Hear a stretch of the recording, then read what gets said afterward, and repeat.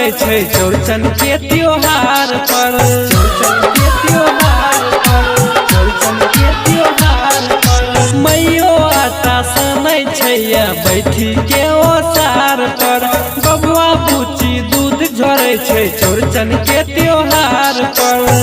गम गम करे छै, गम गम करे छै घरवा आंगनवा, मिथिला के हर घर तर बनै छै पुरुकिया, होइ छै या चौथी चन पूजनवा।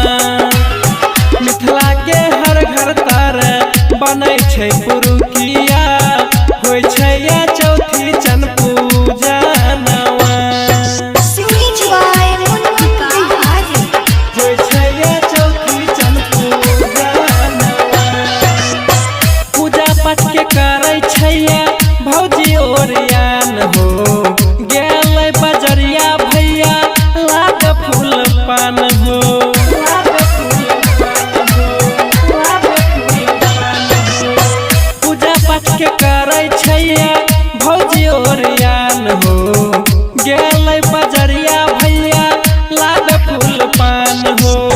टुकुर टुकुर देखै छै, टुकुर टुकुर देखै छै भौजी के ललनवा, मिथिला के हर घर तर बनै छै पुरुकिया, होइ छै या चौथी चन पूजनवा। मिथिला के हर घर तर बनै छै पुरुकिया, होइ छै या चौथी चन पूजनवा। होइ छै या चौथी चन पूजनवा।